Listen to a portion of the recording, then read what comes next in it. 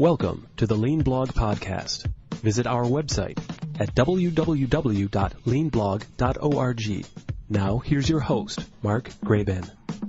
Hi, this is Mark Graban. Welcome to episode 262 of the podcast. It's September 12th, 2016. My guest today is Stephen J. Spear. He is author of the fantastic book, The High Velocity Edge, How Market Leaders Leverage Operational Excellence to Beat the Competition. Steve is a senior lecturer at the MIT Sloan School of Management. He recently taught a summer course, as he's done the past few years, on Lean and Six Sigma for the Leaders for Global Operations program. I actually graduated from that program in 1999 when MIT was still basically teaching TQM in that summer course. It was before Steve came over to MIT. He also teaches executive education programs for MIT Sloan and does a lot of speaking and consulting work. Steve was previously a guest in episodes 58 and 87, if you want to go into the archives and find those. I'm really happy to have him back on the show after it's been 6 years. Steve is going to be one of the keynote speakers at the upcoming Northeast Lean Conference, which is being held October 4th and 5th in Massachusetts. It's produced by GBMP. I hope you will check it out. I've participated in past years. It's always been great. And you'll also get to meet Bruce Hamilton of Toast Kaizen fame. So if you want to learn more about that, go to northeastleanconference.org. If you want links to Steve's website, his books, I'm also linking to an article that we talked about here in the episode called Beyond the Jargon. He's shared a PDF of that article. For all of that, go to leanblog.org/262. Steve, hi. Thank you so much for joining us again here on the podcast. Oh, hey. Good morning, Mark. Thanks for having me. So we're going to talk about two different articles that you shared. You want to talk first about one titled Beyond the Jargon, and it is, as you wrote in the article, jargon like Gemba, Kaizen, Lean, statistical process control often seems irrelevant to people in healthcare and maybe even contrary to the medical approach. Can you sort of elaborate on that thought and maybe talk about how we can help people in healthcare see the parallels and the relevance of these terms, whether we use that specific jargon or not? Oh, sure. So indulge me a little bit. I'll just walk this through. So what we're really concerned about is a basic phenomenon, and it's the ability of certain organizations to deliver far more value into the marketplace quicker and easier than their counterparts. And when you run that through, more value, quicker, easier, what it means is that the benefits accrue to everybody. It's not an either-or, to the benefit of the customer at the expense of the supplier, the benefit of the customer at the expense of the employee. If it's better, faster, easier, it's better for everybody. So that's the core phenomenon. And the context for everybody is that in order to deliver value, whether you deliver a lot or a little, fast or slow, easy or hard, to deliver value means trying to harmonize the efforts of many people towards some common purpose. And those efforts might be something way upstream like development, somewhere midstream like design, or the fabrication delivery of a product or service, but it requires this choreography harmonization of the efforts of many towards some common purpose. So, so what we have is that's the common operating condition. We have real differences in the ability to manage well within that operating environment. And so the question gets to, why is that? And what you find is that the folks who do this exceptionally well understand that if you have very complex systems which are dynamic, right, lots of people doing different things at different times, and those complex dynamic systems are subject to disturbance, either internal disturbance, like, I show up today, I'm not quite as focused because I'm tired, or if my flight was later, I was drinking too much, or subject to external disturbance, bad weather, my customer, my supplier, my competitors have changed the operating environment, that if you have these complex dynamic systems subject to disturbance, then they have to have the capacity for self-correction, internal self-correction. So that's the common theme, right? The common operating condition, the common challenge is this ability to self-correct and even self-improve, and the evidence is very, very strong that some manage that mixture much better than others. Yeah. All right, so underneath that, there has to be some sort of basic science of how you manage complex dynamic systems to achieve great results. So that's the starting point. Mm-hmm. Then what happens? Different communities look at exactly the same challenge, and they start assigning labels, and labels are necessary, right? Because if we didn't put a label on, an apple, you and I couldn't have a conversation about whether we wanted an apple or an orange. But anyway, we start assigning labels. But the problem with labels is that they start acquiring meaning to a subset community, which is not transferable to other communities. And I think when we start looking across the disciplines of Lean Six Sigma, TQM, and all these other movements and efforts towards helping people deliver more value to market quicker, easier than they would otherwise, what you find is that the lexicon originally was meant to be clarifying for those using the lexicon. What ends up happening, it becomes confusing. So you see this particularly trying to make the transition from the industrial world into the healthcare world. Because in the industrial world, when you and I, let's say, use the word gemba, it has meaning to us. It's not just a word which is sort of a bastardized Japanese word. I mean, you and I both know, gemba means I have to get onto the shop floor. I have to get close to the occurrence of events. I have to get close to the occurrence of problems that are affecting those events. And I understand the necessity of doing that because if I don't get close, I'm going to miss subtlety and idiosyncrasy that is really fundamental to understanding the event. And if I don't have that deep understanding of what's fundamental to the event, then I'm really handicapped in my ability to improve it. All right, so that works fine for you and me and our other friends who think of gemba and all the rich, deep meaning behind those 5 English letters. Yeah. Right? Now you say gemba to a guy who's trained up as a doctor or a nurse. And they look at you and say, what the hell is gemba? Mm-hmm. And and then it gets explained through this very shorthand, abbreviated explanation. It's like, go to the shop floor. Well, you and I, when we hear that, that go to the shop floor conveys so much meaning and importance, and to them it's like, well, I don't even have a shop floor, I have a bedside. Right. Right? So I think that's the problem, and I think so anyway, that's our problem, and thinking this through kind of like disciplined A3 problem solving, we always have to go, what's the problem, the presentation, what's the cause, and how do we countermeasure, counteract, treat that? So I think the problem is our inability to communicate into the healthcare sector. So our inability as folks who've come to a deep appreciation of how industry is successful of value to market at speed with ease and affect a sector that really would benefit from those lessons, right? Yeah. So that's the problem, the lack of communication. I think the root cause gets to we're using lexicon which has great meaning to us, which has no meaning to them. So, what I have found as a useful countermeasure to that is actually re-express exactly the same ideas with their rich and subtle meaning, mm-hmm. re-express it in terms familiar to the audience. So, for example, just picking on this term countermeasure, you and I both know, countermeasure, all right, I get it. It means a change in how work is done based on a response to some root cause, which is an explanation for a problem. Yeah. Well, countermeasure to a doctor or a nurse or a pharmacist has actually little meaning. However, if you say to them, treatment plan, their brain goes exactly through the same cycle of, the reason we have treatment plans is because a patient came in presenting symptoms. See, they have symptoms. We have problems. And those symptoms, we did a diagnosis for those symptoms. You and I do root cause analysis. They do diagnoses. Mm. And when we did those diagnoses, we found what we thought were some causes for the symptoms that were occurring. And in response to those causes, we're going to develop a treatment plan.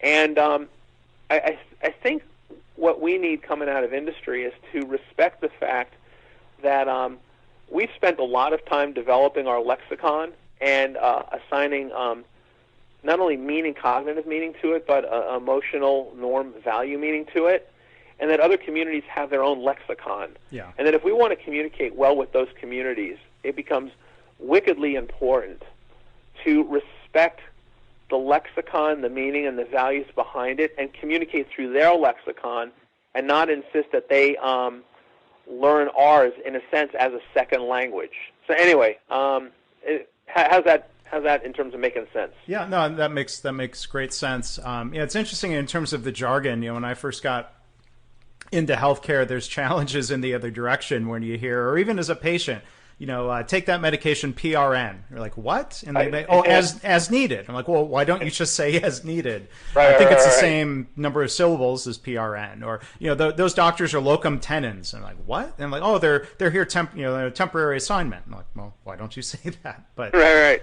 It's interesting. Yeah, you say that, the context. Even a word like Kaizen, people say like, oh, that means continuous improvement. And there's a lot more context even behind a simple word like that. So what I hear you saying is to try to understand their language, translate it when you can, but also make sure they're understanding the context behind the word. Exactly right. And the thing is, when you go into healthcare, if you spend enough time there, you're going to pick up their lingo and be able to express. Well, here, first of all, the observation, right? So if you listen to PRN, I guess is the acronym you used, you'll probably see that when clinicians talk to each other, they'll actually use those abbreviations out of context. So when they're talking about medication, they'll talk about, take the medication PRN as needed, but then they'll be talking about something else, like how often do you have your car washed? Oh, PRN depends on the weather, right? And you'll start to internalize their lexicon and their meaning, and when you do so, it'll be you start gaining, I wouldn't say native fluency, but you'll gain some modicum of fluency in their language, so you can express your ideas in ways that they don't have to translate. You're doing the heavy lifting of doing the translating. Well, it's funny. I think even within the quote unquote lean community, there are translation issues where the one thing I hear all the time, somebody will say, oh, I'm going to do my first Kaizen next week. And what they really mean is a Kaizen event, or what people in healthcare would call a rapid improvement event. There's a shorthand where, a Kaizen event is not the only form of Kaizen. I might push back and say. So I'm curious if you see other cases of, even within a field where you would hope we have common definitions, that there's maybe troublesome variation in terms of the phrase or the approach? Well, yeah, so I think what you're saying there about just even within industry is that these terms have really deep, rich meaning. And again, I think the meaning is both, sort of cognitive, rational, action, verb oriented, but also norms and values, right? So when you say Gemba, and you mean it in a way that is probably high fidelity to folks at Toyota, it's not just the physical action of going to the event, but it's arriving as an active, respectful observer, learner, who's arriving without preconception, precondition, a willingness and actually intense desire to observe it empathetically, the situation that's going on. Right, so even that one word, when we start using it, again, it carries both normative value of what you're supposed to do when you're using that word, but also almost an emotional, moral value overlay. But then you have folks who they just heard the term Gemba and didn't have the chance to experience it again in this high fidelity fashion. So for them, Gemba means go to the shop floor, and it doesn't carry all the extra meaning associated with it. Yeah. So anyway, earlier on you said about doctors. Well, why don't you speak in normal, plain English? If you want it taken as necessary, say take as necessary. And I think even within the industrial community, we probably should follow your advice on that, and then sometimes say, hey, let's go see the problem and see if we can really understand it from the perspective of the associate doing the work. Yes, that's a longer statement than Gemba, but sometimes necessary. Yeah, I mean, it seems like language can create clarity and common bond, or I think sometimes this happens both with quote unquote lean experts or with physicians, it creates barriers. If somebody says, we did some Nimawashi and now we're going to Yokoten or Kamishibai boards. What? Like I even have trouble following that string of Japanese words. All right, and then you're like, yeah, sounds great. Sign me up for that one. Yeah. And again, actually, I was being facetious, but it kicks in, right? So someone uses a term, and then we hear the term, and we don't actually understand what they mean by the term. But then we get into all this cognitive bias stuff, which is we don't say, hey, Mark, what the heck did you mean by all that stuff? Actually, I can't even repeat the words back. First of all, tell me what you said, and now tell me what you meant. But it was like, instead what we're locked into the head nodding of, oh, yeah, of course, I want to do that, because what I don't want to do is look stupid and give the appearance I don't understand. Well, and I'm if I threw those words out, I might be happy you didn't question it and push back, because maybe I don't really understand either. Right. But you said one thing I wanted to maybe come back to. You said, if I was transcribing this one sentence, I believe you said Lean, Six Sigma, TQM as sort of three separate things. But there's also this terminology out there where people talk about Lean Six Sigma as a single thing. I'm curious if you have any thoughts on that distinction or terminology that's out there, how that relates to I think we were talking before the podcast. You used the phrase "fidelity to Toyota," which I thought was an interesting phrase. Can you? Right. What are your thoughts on that? Yeah. So let's hook this next piece off of the phrase fidelity. So there's the fidelity to Toyota, and there's the fidelity to Edwards Deming, and there's fidelity to some of the other real luminaries who came up with these ideas. Whether it's Schuhart and so on and so on. Now, again, you take a look at each of them, and well, first of all, let's step back for a second and say it's not obvious to me that Deming had much influence on Toyota's thinking. It's not obvious that Toyota had much influence on Deming's thinking. And the other organization I've written quite a bit about is the Navy's experience with nuclear power, the Navy nuclear propulsion program. And it's pretty clear that Toyota and Deming did not influence the founder of that program, Hyman Rickover. All right, so you have these three sort of independent efforts. Now, what you get is three independent efforts to come to some deep understanding of how you manage the efforts of dozens, hundreds, thousands towards some common purpose, right? Because the folks at Toyota, Edwards Deming, and the Navy reactor program were dealing with exactly the same common challenge of this harmonization of human effort towards common purpose. And not surprisingly, they came up with some real common ideas, fundamentals, because each of them were dealing with these systems, like we mentioned before, which are incredibly complex, in constant movement, so dynamic, and subject to constant disruption.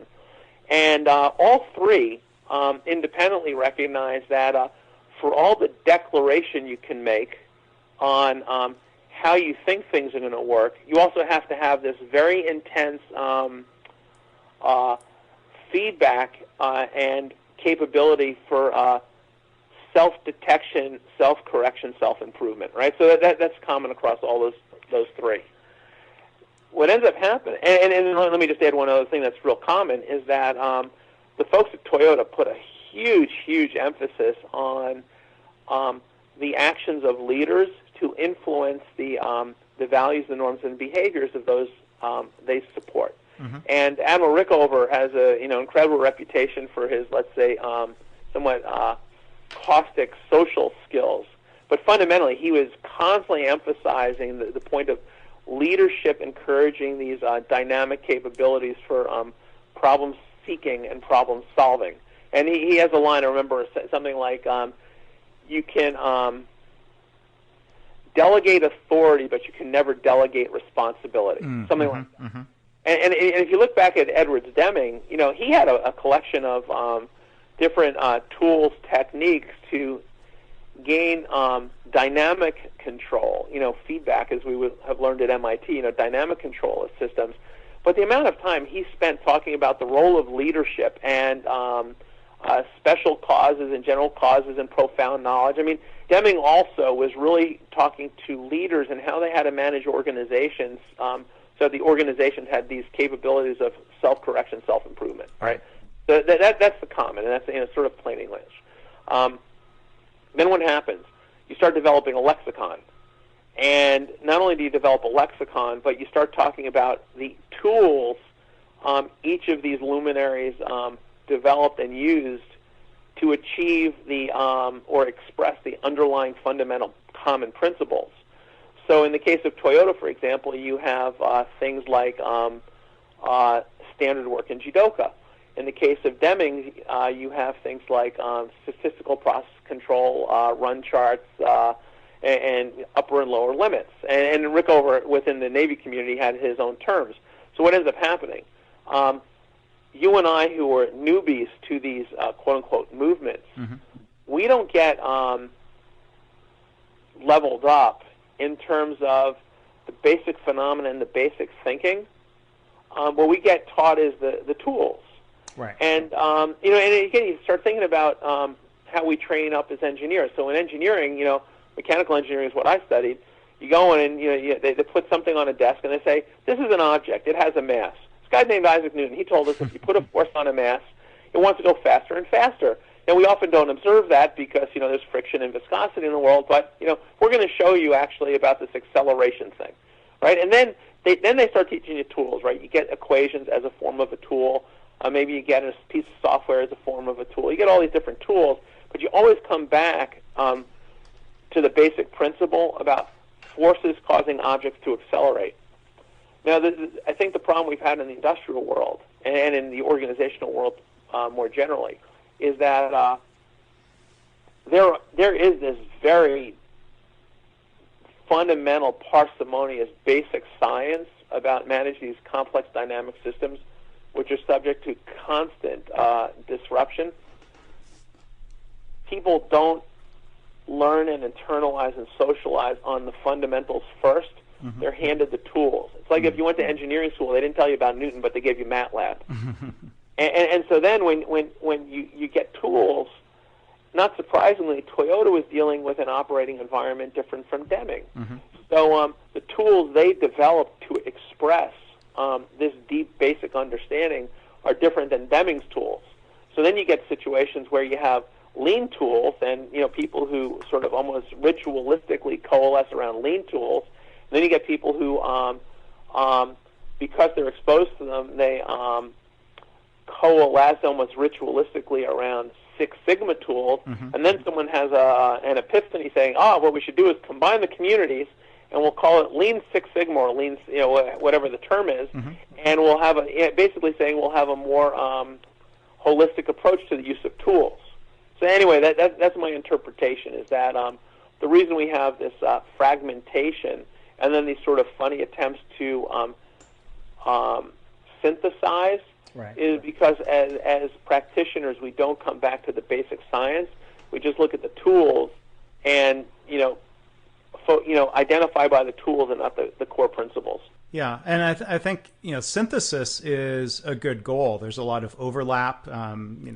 People will debate sometimes, is a Pareto chart a lean tool or a Six Sigma tool? I'm like, well, it predates both of those, and it's just a good, helpful thing to use.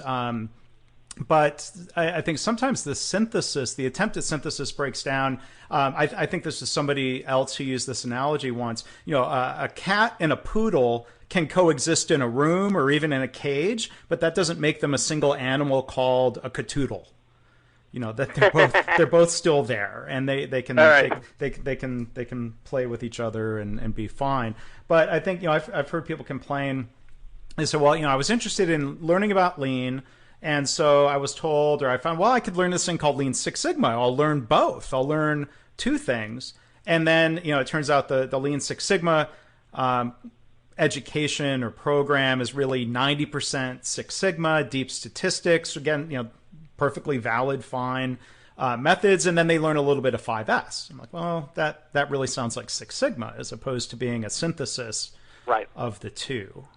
Right. Well, so you start thinking about the commonality. The commonality is you're trying to gain some dynamic control over a complex system. Mm-hmm. Now, some complex systems, be they high volume, low variety, repeatable processes, do lend themselves to and actually may necessitate mm-hmm. the collection of very large data, which can only be accessed statistically. Yeah. And there's other situations you find yourself in, which it might be an event which occurs with far less frequency, greater variety, and in that case, statistical analysis is not the tool you need. You actually need this very binary, mm-hmm. Something is working as predicted or it's not working as predicted. Right. And if it's working as predicted, I can continue, and if it's not, I have to come back and investigate. Actually, Mark, we started this conversation off with talking about healthcare. Mm-hmm. So healthcare does the same thing, right? When you're trying to understand the experience of a population, you use a lot of statistical tools, and they kind of fall under the umbrella of public health, right? Mm-hmm. And then when you're trying to understand the experience of an individual, you take a different approach, which is, obviously not statistical because you're looking at one.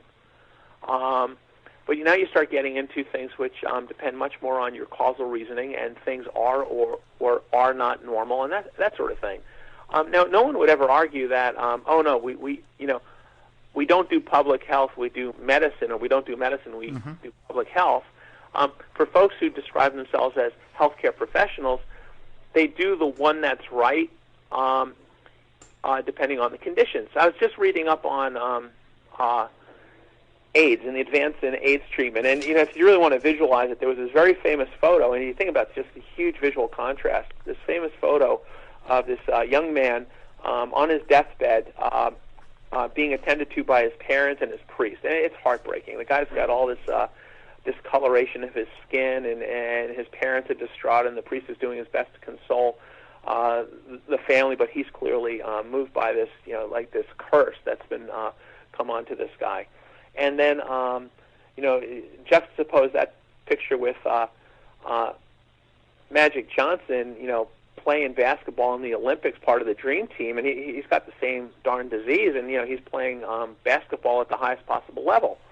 Now you start looking at the transition there. Well, how did that happen?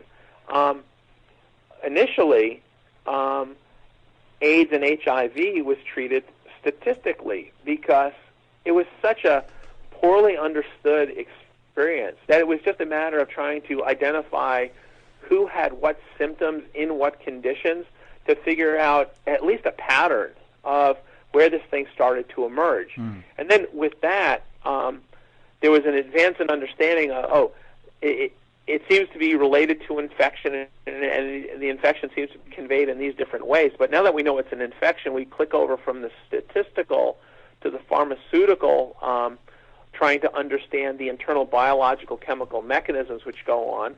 And then once we have that, then it kicks over to a medical problem where we can actually treat people to treat HIV as a chronic condition. Now, you would never say, one is better than the other. It's just that one was more appropriate in the circumstance than the other. Mm-hmm. So anyway, to say that someone is trained up as, it's Six Sigma or lean all the time, it's not right. Yeah. In both cases, it's each has a set of tools associated with itself, which are meant to give you better understanding of these very, very complex dynamic situations. Right.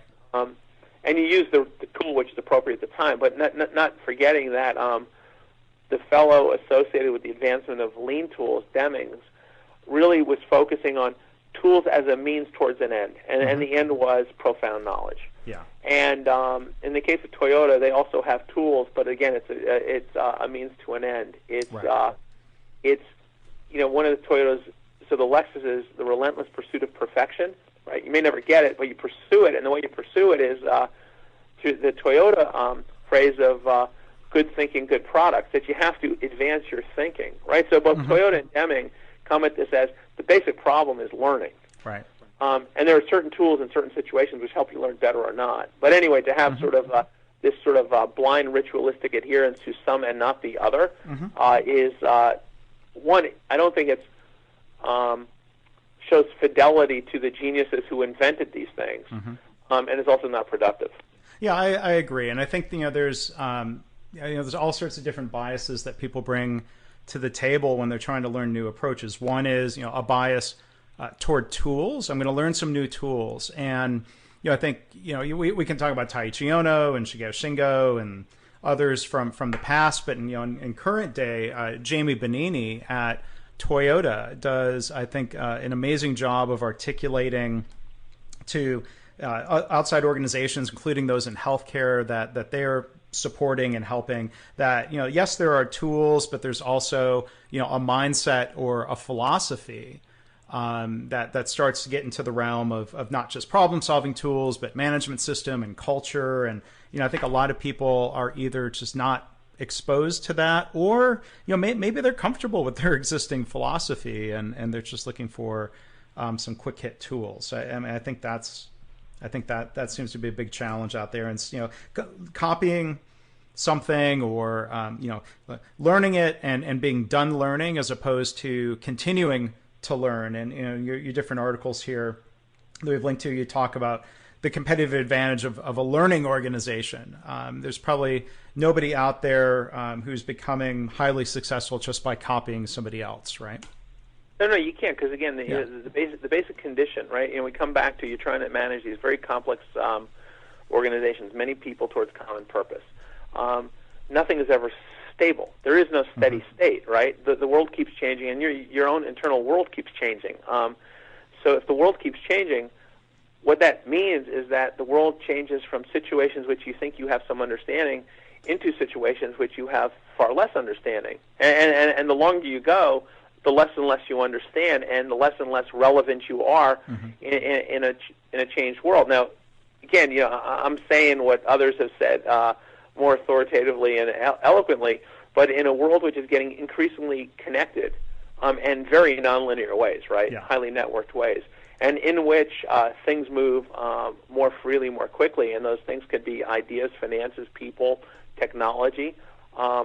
The world is changing faster and faster, which means that it is making your current capability and your current knowledge less and less relevant, faster and faster and faster. Right. So the only way to keep pace is to learn better, faster, more consistently about what you should be doing and how you should be doing it, because what you were doing and how you were doing it may have mattered a day, a week, a month, a year ago, but for sure it matters less right now. And a day, a week, a month from now, it'll matter even less. Well, and I love your phrase, if I had jotted this down correctly, complex dynamic systems subject to constant disruption. That certainly sounds like healthcare today. That sounds a lot like the Eric Ries definition of a startup. Organizations facing high degrees of uncertainty is at least part of that definition. One other thing I wanted to ask you about, though, is hospitals would self-identify as complex dynamic systems subject to constant disruption, but I think I've heard this a lot. People in healthcare will really kind of poo-poo manufacturing. Somebody from manufacturing, we can maybe be self-deprecating and call ourselves, knuckle draggers and right. factory rats and whatever. But as you say in the one article, outsiders often think manufacturing is deceptively routine. I was wondering if you could elaborate on that a little bit. Oh, sure. So we all have this problem, right? Which is look at something from a distance, and the execution appears smooth and graceful and flawless and all of that, and so it's easy to conclude it's easy.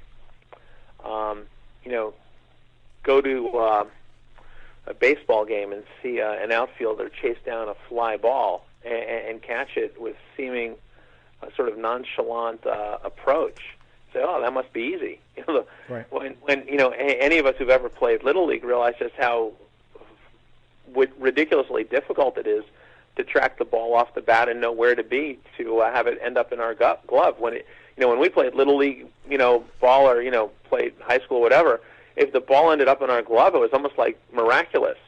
and you come to appreciate just how hard it is to practice that skill that you can chase down a ball which is moving about 100 miles an hour and get it in a deep corner in front of the Green Monster at Fenway Park. So you get the same thing. Also, you go to the ballet and you look, oh, wow, that it looks so easy. Now, if you happen to have a front row seat or a seat on the stage, you realize just how hard the ballerina is working. If you have a chance to see the ballerina in practice, and see the number of falls and drops and twists and sprains and injuries that are required to get to the point of the flawless execution. Well, for those of us who work inside industry, it's the same thing. It requires so much constant adjustment to make sure that the external user's experience is flawless. Now, the thing is, the external user, they don't see what's going on inside in terms of the need to constantly design, develop, practice, rehearse, correct, modify, both short-term and long-term. All they see is flawless. And so they must come to the assumption that, if it's flawless, it must be easy, right? And, I was having this conversation yesterday, is that there's a huge amount of constant dynamic variability going on. Now, we can choose to run our systems in such a way that we absorb that in how we manage our systems, so the customer, the beneficiary, doesn't experience that dynamic variability, or we can run our own systems in a much more ballistic, rote, non-responsive way. So we basically ignore the dynamic variability, but what we do is we impose it on the beneficiary of our work, right? Because now they're getting this huge variety and experience. I'll give you just making the link between industry and healthcare. So you take a look at biological systems, the human body, right? So you can be sitting someplace and you give every outward appearance of total stability. Of course, what's going on inside is your body is making these constant adjustments to cognitive load, physical load, blood sugar levels. You have the window open, a cool breeze hits you.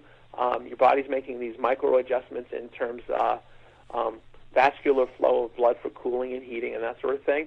Now, externally, you're not aware of any of this, and you're not affected by any of these internal changes, right? But your body's working very, very hard to absorb that variability so that your external experience is not marked by it at all. Anyway, it's one or the other. So the folks in healthcare may look at what happens in industry, and since they only see the car which rolls off the assembly line, they have no idea of the huge amount of dynamic change that's required in the designing the car, designing the system that makes the car, making the car, etc. As we start to wrap up, let me bring it back to healthcare again.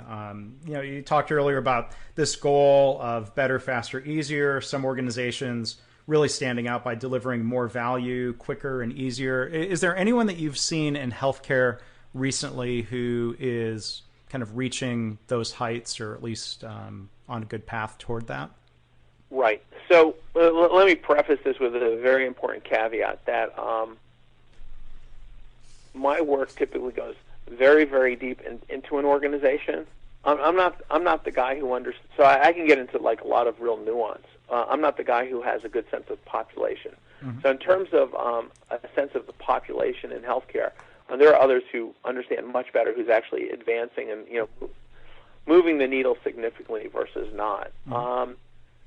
My impression, though, is that by the little bit of the literature that I see and read in the conferences that I attend and the conversations of which I'm part, that healthcare as a sector still hasn't identified